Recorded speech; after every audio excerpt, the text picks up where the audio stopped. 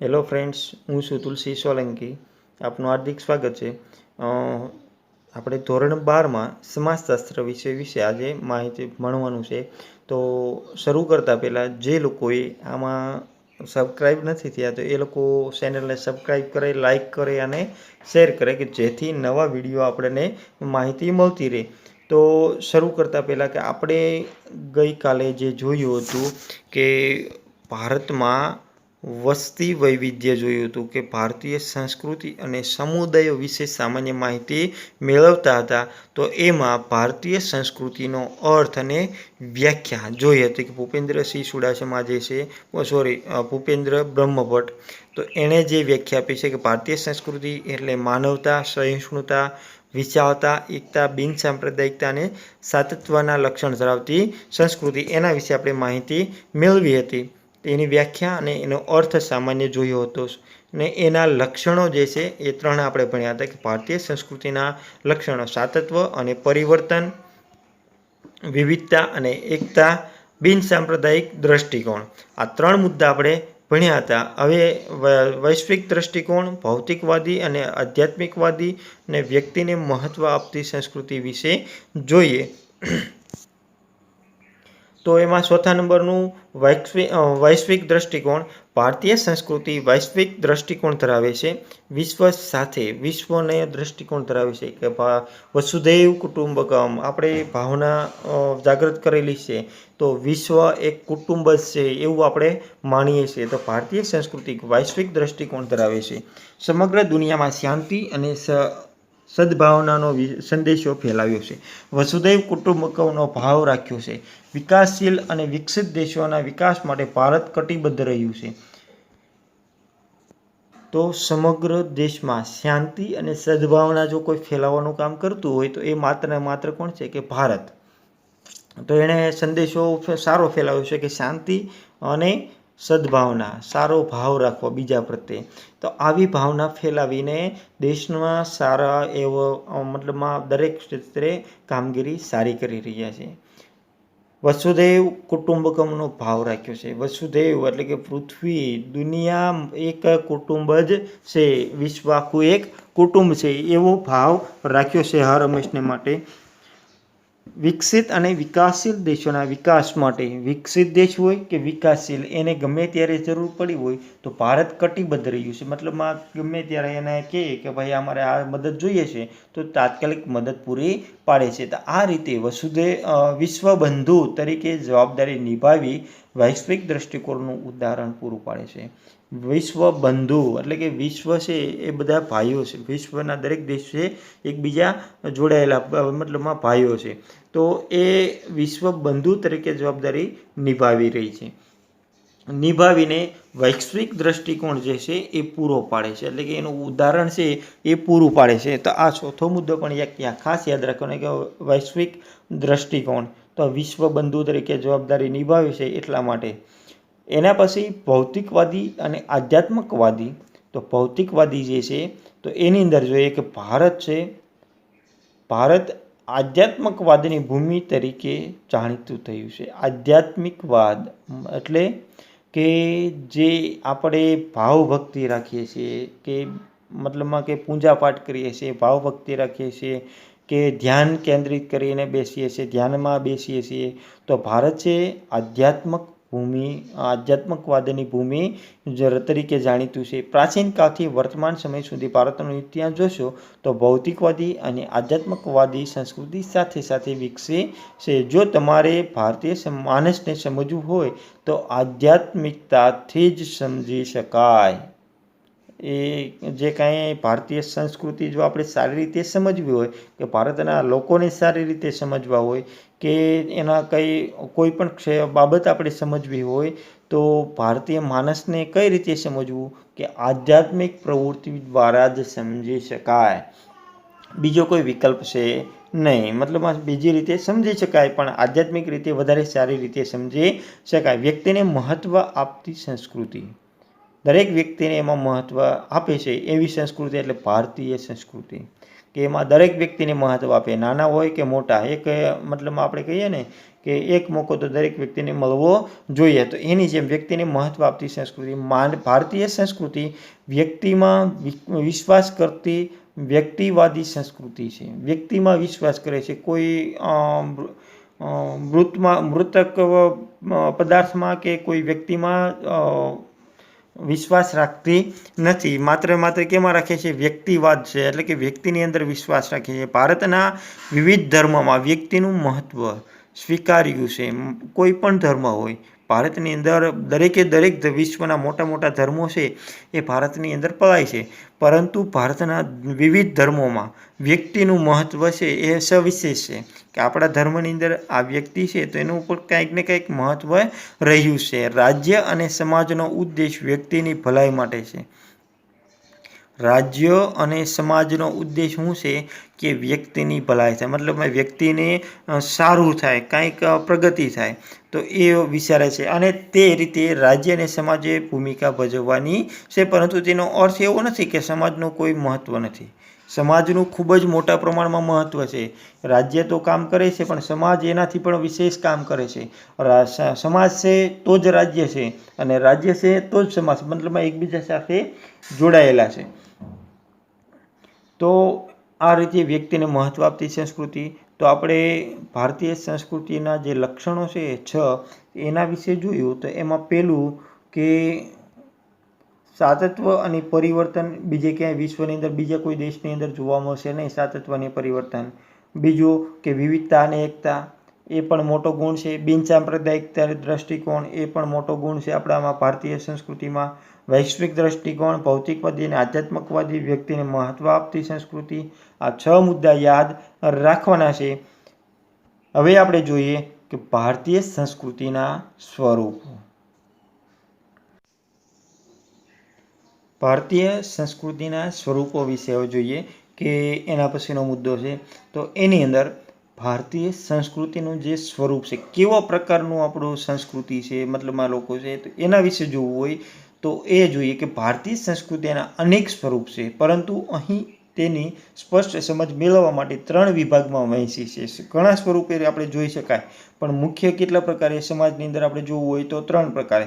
એક પ્રશિષ્ટ ભદ્રવર્ગીય અથવા માર્ગી પરંપરા, બીજું લોક સંસ્કૃતિ અથવા દેશી પરંપરા, અને ત્રીજું આદિવાસી સંસ્કૃતિ. હવે પ્રશિષ્ટ સંસ્કૃતિ એટલે કે જે આપણે સંસ્કૃત સાહિત્ય જે છે, કે આદિ સમયની અંદર જે સંસ્કૃતમાં આપણા ગ્રંથો લખાયેલા છે, તો એટલા માટે એને પ્રશિષ્ટ કહેવામાં આવે છે. કે ભદ્રીય અને માર્ગી પરંપરા એટલે કે જૂનો જે માર્ગ છે તો એના આધારે. પછી બીજું છે લોક સંસ્કૃતિ અને દેશી પરંપરા, તો એ આપણી જે પરંપરાઓ વર્ષોથી ચાલી આવી છે તો એ પરંપરા. અને ત્રીજું છે કે આદિવાસી સંસ્કૃતિ. તો આ ત્રણેય એના સ્વરૂપ છે. તો એમાં પહેલું જ જોઈએ કે પ્રશિષ્ટ અને ભદ્રવર્ગીય અથવા માર્ગી પરંપરામાં. તો ભારતીય સંસ્કૃતિની પ્રશિષ્ટ પરંપરામાં વિવિધ વિદ્યા શાખાઓ, ભાષાઓ અને કલાઓનો સમાવેશ થાય છે. તેને નીચે પ્રમાણે આપણે વિગતે દર્શાવી શકાય, કે જે એની વિદ્યા શાખાઓ છે એ કઈ વિદ્યા શાખાઓ, એટલે કે એના જે પુસ્તકો છે કે ગ્રંથો છે તે. તો ધર્મશાસ્ત્ર એટલે કે ધર્મ સંબંધી જે શાસ્ત્ર છે તે. પછી નીતિશાસ્ત્ર એટલે કે આચારશાસ્ત્રી, મતલબમાં જીવન રીતિ જે છે કે જીવન ચરિત્ર જે છે તેનું શાસ્ત્ર. પછી જ્યોતિષશાસ્ત્ર, તેમાં અવકાશ વિજ્ઞાન, ખગોળશાસ્ત્ર અને જ્યોતિષશાસ્ત્ર ત્રણેયનો સમાવેશ થાય છે. 3-10માં તમે ભણી ગયા છો. ત્રણેય એક જ ઓલામાં છે કે જ્યોતિષશાસ્ત્ર છે તેમાં અવકાશ વિજ્ઞાનનો પણ સમાવેશ થાય છે. કયો ગ્રહ ક્યાં છે તો એના ઉપર જ આપણને કહેવામાં આવે છે કે ભાઈ આ તમારી આજની રાશિ આમ કહે છે. ખગોળશાસ્ત્ર અને જ્યોતિષશાસ્ત્ર ત્રણેય એક સાથે છે જ્યોતિષશાસ્ત્રમાં. પછી દર્શનશાસ્ત્ર, સંગીતશાસ્ત્ર, નાટ્યશાસ્ત્ર, વ્યાકરણશાસ્ત્ર, આયુર્વેદ, ઔષધ વિજ્ઞાન જે છે તે, વાસ્તુ અને શિલ્પ, જે વાસ્તુશાસ્ત્ર છે તે અને જ્યોતિષશાસ્ત્ર એકબીજા સાથે સંબંધ ધરાવે છે ગાઢ. અહીં દર્શાવેલા વિવિધ શાસ્ત્રો મૂળ સંસ્કૃત ભાષામાં રચાયેલા હતા. જેટલા શાસ્ત્રો છે કેમાં રચાયેલા હતા? સંસ્કૃતમાં. તેને કારણે આપણે આ પરંપરાને કેવી કહીએ છીએ? કે પ્રશિષ્ટ પરંપરા કહીએ છીએ. જુદા જુદા ગ્રંથોમાં ભારતીય સંસ્કૃતિના વિવિધ પાસાઓની શાસ્ત્રીય ચર્ચા કરવામાં આવી હતી અને તેનું સાતત્વ આજે પણ રહ્યું છે. આ પરંપરામાં વિવિધ વિષયોની કુશળતા પ્રાપ્ત કરવા માટેના સાધનો અથવા તાલીમની અનિવાર્યતા રહી હતી. મતલબમાં આપણે વિષયમાં તજજ્ઞ થવું હોય તો એના વિશે આપણે તાલીમ લેવી પડતી. અત્યારે જે આપણે ભણીએ છીએ તો એ રીતે કોઈ ચોક્કસ વિષયમાં ભણવાનો હોય ને એમાં આપણે ચોક્કસ પ્રકારે તાલીમ લેવી પડતી, અનિવાર્ય એટલે ફરજિયાત હતી. જોકે અહીં એ ઉલ્લેખ કરવો જોઈએ કે સંસ્કૃત ભાષા એ સામાન્યની ભાષા ન હોવાને કારણે ભદ્ર વર્ગ સુધી જ સીમિત રહી છે. સામાન્યની ભાષા નથી, કારણ કે સંસ્કૃત ભાષા જે છે આદિ સમયમાં એટલે કે જૂના પુરાણા સમયની અંદર દરેક વ્યક્તિની હશે, પરંતુ અમુક વર્ગ પૂરતી સીમિત હતી. દરેક વર્ગની છે નહીં, દરેક સામાન્યની છે નહીં. તો એટલા માટે એને ભદ્ર વર્ગ કીધો છે કે અમુક વર્ગ સુધી જ મર્યાદિત. ઉપરાંત આ પરંપરામાં ભિન્ન ભિન્ન ધર્મો અને સંપ્રદાયોના તત્વો ઉમેરાતા ગયા અને તે દ્વારા એક વિશિષ્ટ ભાતીગત સંસ્કૃતિ વિકસી. મતલબમાં સંસ્કૃતમાંથી ધીરે ધીરે ફરતા ગયા, મતલબમાં એનો વિકાસ થતો ગયો અને આપણે દરેક ક્ષેત્રની અંદર વિકાસ કરતા ગયા અને આ રીતે ભારતીય સંસ્કૃતિનો વિકાસ થયો. તો પહેલો મુદ્દો પ્રશિષ્ટ અને ભદ્રવર્ગીય અથવા તો માર્ગી પરંપરા જે છે તે આપણે જોઈ. હવે બીજું સ્વરૂપ છે કે લોક સંસ્કૃતિ અને દેશી પરંપરા. તો આ ખાસ યાદ રાખવાનું છે, ઘણી વખત પૂછાયેલો પ્રશ્ન છે, એટલા માટે કે લોક સંસ્કૃતિ અને દેશી પરંપરા. તો એનામાં આપણે સામાન્ય અર્થ અને વ્યાખ્યાઓ જોઈએ કે લોક સંસ્કૃતિ અથવા દેશી પરંપરામાં લોક સંસ્કૃતિ માનવ સમાજ જેટલી જૂની છે. લોક સંસ્કૃતિ કેવી છે કે માનવ સમાજ જેટલો જૂનો છે એટલે જ આ લોક સંસ્કૃતિ જૂની છે. શા માટે? કે માનવથી જ સંસ્કૃતિનો ઉદ્ભવ થાય છે. લોક સંસ્કૃતિને આદિ માનવની મનોવૈજ્ઞાનિક અભિવ્યક્તિ તરીકે ઓળખવામાં આવે. સામાન્ય વ્યાખ્યાઓ આપણે યાદ રાખવાની છે કે લોક સંસ્કૃતિ આદિ માનવની મનોવૈજ્ઞાનિક અભિવ્યક્તિ તરીકે ઓળખવામાં આવે છે. લોક સંસ્કૃતિ એ લોક સમૂહનું સહિયારું નિજી સર્જન છે. ખાસ યાદ રાખજો, ઓપ્શન પદ્ધતિમાં કે એક માર્કમાં પૂછાય છે એટલા માટે. લોક સંસ્કૃતિ એ લોક સમૂહનું સહિયારું નિજી સર્જન છે. નિજી એટલે કે સામાન્ય સર્જન છે. જનજીવન પોતાના રસ ઋષિ, સવલતો, સુવિધાઓ અને ભૌગોલિક પરિસ્થિતિ અનુસાર કેટલીક પ્રણાલિકાઓ આરંભે છે જે આગળ જતાં રિવાજ અને રૂઢિ રૂપે લોકજીવનનું મુખ્ય અંગ બની જાય છે. લોક સંસ્કૃતિ એ અત્યંત વિશાળ જીવન ક્ષેત્ર છે. લોકજીવન, લોકકલા અને કસબ એ લોક સંસ્કૃતિના અંગ છે. આ ત્રણેય અંગ યાદ રાખજો. લોકજીવન, લોકકલા અને કસબ એ લોક સંસ્કૃતિના અંગ છે. લોક સંસ્કૃતિનો સાચો પરિચય મેળવવા માટે લોકજીવનનો અભ્યાસ જરૂરી છે. હવે એની સામાન્ય અભ્યાસ થયો છે તો એની સામાન્ય જે વ્યાખ્યાઓ છે એ વ્યાખ્યાઓ જોઈએ. તો અર્થ અને વ્યાખ્યા. તો જોરાવરસિંહ જાદવ જે છે એણે લોક સંસ્કૃતિની વ્યાખ્યા આપતા જણાવ્યું છે કે લોક સંસ્કૃતિમાં કે સંસ્કૃતિના સીમાડામાં સમાઈ જતી બોલીઓ, કંઠસ્થ સાહિત્ય, સંગીત કલા, ઉત્સવો, ધર્મ, વસ્ત્રાલંકારો, ખેતી, પશુપાલન, નૌકાયાન, હથિયારો, ઘર, ખોરડા, રાસરસીલું, દેવમંડળ, આચાર વિચાર, સંસ્કાર વગેરેનો લોક સંસ્કૃતિમાં સમાવેશ થાય છે. જે કંઈ આપણે કામ કરીએ છીએ, જે કંઈ કરીએ છીએ કે જે કાંઈ આપણે રોજિંદા જીવનનું કામ કરીએ છીએ તો દરેકનો સમાવેશ કેમાં થાય છે? કે લોક સંસ્કૃતિમાં થાય છે.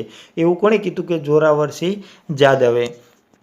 તો આપણે યાદ રાખવાનું છે. આમાંથી દરેકે યાદ ન રહે તો આમાંથી 5 થી 7 જે પોઈન્ટ છે એ યાદ રાખી લેવા કે સંસ્કૃતિના સીમાડામાં સમાઈ જતી બોલીઓ, સાહિત્ય, સંગીત, ઉત્સવ, ધર્મ, ખેતી, પશુપાલન, વસ્ત્રાલંકારો વગેરેને લોક સંસ્કૃતિમાં સમાવેશ થાય છે. આપણે નાની વ્યાખ્યા કરી શકીએ સામાન્ય રીતે. તો આ રીતે પણ વ્યાખ્યા યાદ રાખવાની છે. એના પછી મહાપાત્રે, તો એણે જે લોક સંસ્કૃતિની વ્યાખ્યા આપી છે તો એના વિશે લોકોની રીત રસમો, વહેમો, માન્યતાઓ, પ્રચલિત લોકગીતો, લોકકથાઓ, હાલરડા, મરસિયા, જોડકણા, કહેવતો, રૂઢિપ્રયોગો ઉપરાંત વસ્ત્રાલંકારો, રમતો, ઘર વખરીની ચીજવસ્તુઓ, લોક દેવદેવીઓ, રમકડા, હથિયાર ઇત્યાદિનો સમાવેશ લોક સંસ્કૃતિમાં થાય છે. એ મહાપાત્રની જે છે પણ એ જોરાવરસિંહ જાદવ છે તો એના જેવી જ છે, પણ એના જે શબ્દો છે એ અલગ છે. તો લોકગીતો, લોકકથાઓ, હાલરડા, મરસિયા, જોડકણા, કહેવતો, રૂઢિપ્રયોગો એની સાથે સાહિત્ય સાથે જોડાયેલા છે.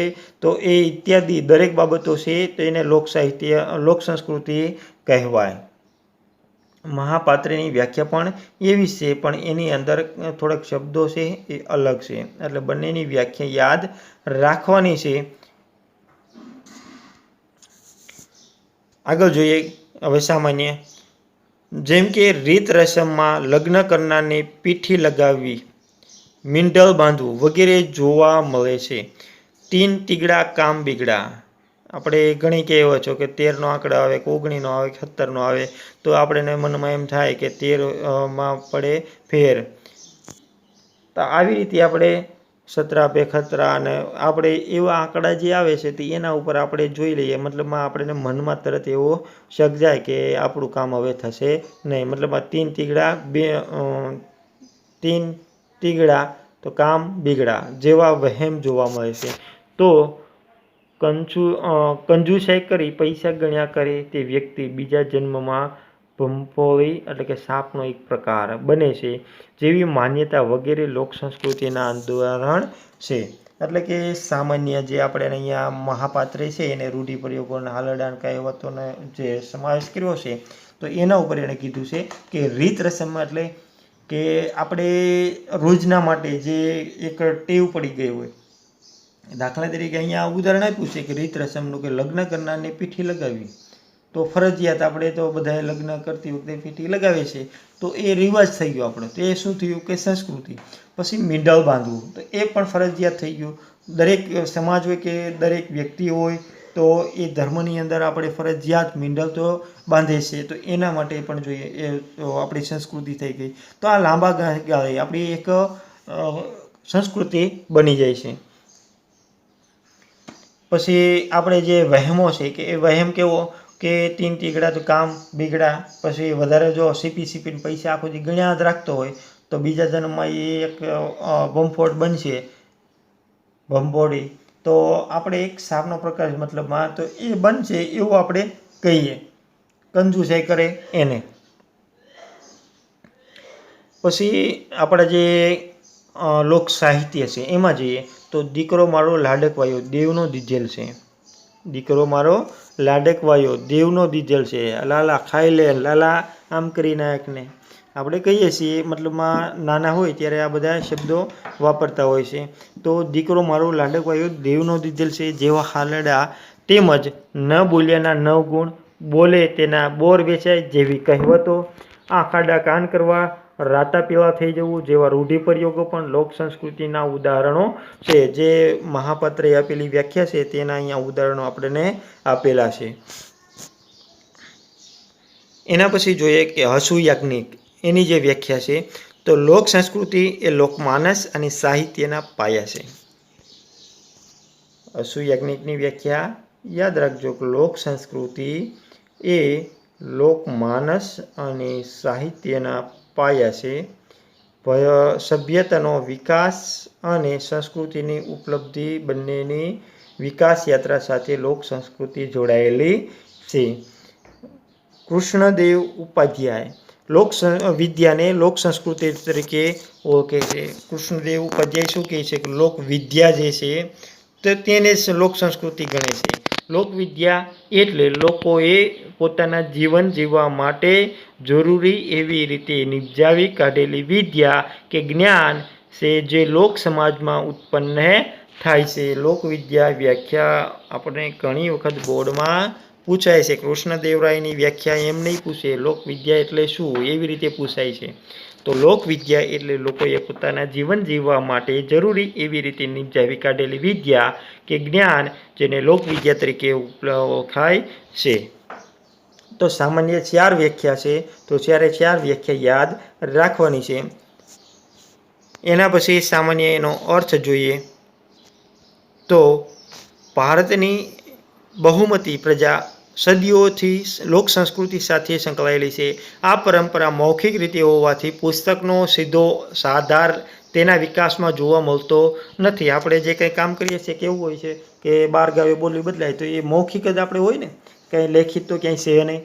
તો આ પ્રમાણે મૌખિક રીતે આપણને બધી વસ્તુઓ જોવા મળે છે. પુસ્તકોનો ક્યાંય આધાર લેવામાં આવતો નથી. એક પેઢીમાંથી બીજી પેઢીમાં હસ્તાંતરણ દ્વારા તેનો સાચોપૂર્ણ વિકાસ થયો છે. તો આપણો જે કંઈ બોલી છે, રીત રિવાજ છે કે આપણા રિવાજો છે, તો આપણા માતા પિતા આપણને શીખવાડશે, આપણે છે આપણા સંતાનોને શીખવાડશું. તો આપણે આવનારી પેઢીઓ છે, મતલબમાં એક પેઢી બીજા પેઢીને હસ્તાંતરણ કરે છે કે હાથોહાથ આપે છે, મતલબમાં કે આપણને શીખવાડે છે. એક પેઢી છે આપણને શીખવાડી અને બીજાને મતલબમાં એના સંતાનોને આપે છે. તો એના સંતાનો મોટા થશે ત્યારે એને જે કંઈ રીત રિવાજો છે તો થોડું ઘણું પરિવર્તન આવશે, પણ એ રિવાજો છે એ ચોક્કસ એના સંતાનોને પણ શીખવાડશે. તો આવી રીતે હસ્તાંતરણ થાય છે. ભૌગોલિક રીતે વિશાળ પ્રદેશ અને વિવિધ આબોહવા ધરાવતા ભારતમાં ભૌગોલિક વાતાવરણ મુજબ લોક સંસ્કૃતિ જોવા મળશે. મહદઅંશે કૃષિ અર્થવ્યવસ્થાવાળા દેશોમાં અને ગ્રામ્ય પરિવેશમાં લોકગીતો, નાટ્ય સ્વરૂપો અને ચિત્રકલા વિકસી છે. આદિવાસી સંસ્કૃતિ અને લોક સંસ્કૃતિ આ સંદર્ભમાં ઘણું સામ્ય ધરાવે છે. ભિન્ન પહેરવેશ, શૃંગારના ભિન્ન ભિન્ન સ્વરૂપો, રોજિંદા ભોજનનું વૈવિધ્ય અને સાથે બાર ગાવે બોલી બદલાય એ ઉક્તિ ભારતીય સંસ્કૃતિના વૈવિધ્યને સુપેર વ્યક્ત કરે છે. મતલબમાં કે આપણે જે રિવાજો છે એ રિવાજો આપણને આપણી સંસ્કૃતિ તરીકે વ્યક્ત કરે. ગુજરાતમાં ગરબા અને ભવાઈ, પંજાબમાં ભાંગડા, મહારાષ્ટ્રમાં લાવણી, આસામમાં બિહુ વગેરેમાં જે તે પ્રદેશની લોક સંસ્કૃતિના દર્શાન થાય છે. જો કે સામાજિક સંદર્ભ બદલાતા લોક સંસ્કૃતિનું સ્વરૂપ પણ બદલાય છે. અહીંયા યાદ રાખજો, આગળ ભણી ગયા છીએ ક્યાંક ને ક્યાંક, પણ તો એ છતાં યાદ રાખજો. ગુજરાતમાં ગરબા અને ભવાઈ, પંજાબમાં ભાંગડા, મહારાષ્ટ્રમાં લાવણી, આસામમાં બિહુ વગેરે પ્રદેશના લોક સંસ્કૃતિના દર્શન થાય છે, એટલે કે અલગ અલગ. તો બે આપણે લોક સંસ્કૃતિનું સ્વરૂપ છે બે ભણ્યા, પ્રશિષ્ટ અને ભદ્રવર્ગીય અથવા અને માર્ગીય. બીજું છે કે લોક સંસ્કૃતિનો અર્થ અને એની વ્યાખ્યા જે છે, લોક સંસ્કૃતિ અને દેશી પરંપરા એના વિશે જોયું. હવે ત્રીજું જે આદિવાસી સંસ્કૃતિ છે એના વિશે આપણે નેક્સ્ટ ટાઈમ ખ્યાલ મેળવશું. તો આજે આપણે જે 3 મુદ્દા એની લક્ષણો જે ભણ્યા, તો એ 3 મુદ્દા એટલે કે લોક સંસ્કૃતિના લક્ષણો જણાવો, એ 6 મુદ્દા આપણે લખવાના છે હોમવર્કની અંદર. બીજું કે જે એના સ્વરૂપો છે, સ્વરૂપોની અંદર ખાસ કરીને લોક સંસ્કૃતિ અથવા દેશી પરંપરા જે છે એ ઘણી વખત પૂછાય છે. તો એની સારે વ્યાખ્યા અને 5 માર્કનો પ્રશ્ન બને એ રીતે આપણે લખવાનું છે. મતલબમાં એનો અર્થ પણ સમજાવવાનો છે, વ્યાખ્યા પણ લખવાની છે, એની સમજૂતી પણ આપવાની છે, એ રીતે લખવાનું છે. તો હવે આવતીકાલે આપણે આદિવાસી સંસ્કૃતિ સાથે ફરીથી મળશું. ત્યાં સુધી રજા લઈએ. જય હિન્દ, જય ભારત.